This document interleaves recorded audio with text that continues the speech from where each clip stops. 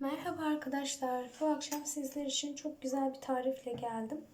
Öksüren bebeklerimiz için şifalı bir pekmez tarifi vereceğim sizlere arkadaşlar. Öncelikle bir tatlı kaşığı kadar tereyağımız var. Ben bunu güzelce erittim ve ılıttım. Öncelikle bunu katıyoruz. Bir tatlı kaşığı tereyağı. Ve bunun üzerine kaynatılmış yarım su bardağı suyumuzu ilave ediyoruz. Kaynatacağız arkadaşlar. Bu şekilde ilave ediyoruz.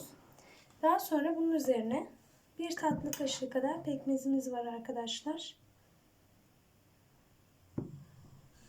Bunu da ilave ediyoruz. Bunları güzelce karıştırıyoruz arkadaşlar.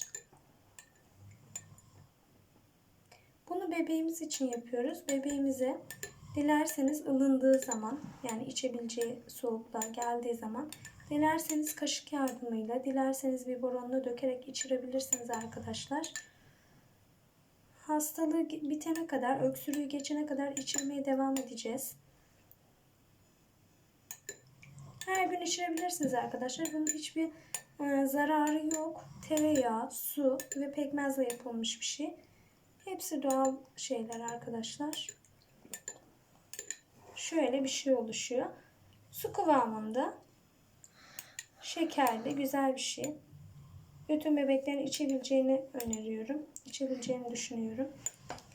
Dilerseniz bir baronu, dilerseniz çay kaşığıyla bu şekilde içirebilirsiniz. Videomu beğendiyseniz beğen tuşuna basmayı unutmayın. Kanalıma abone olmayı unutmayın. Hepinizi çok seviyorum. Hoşça kalın.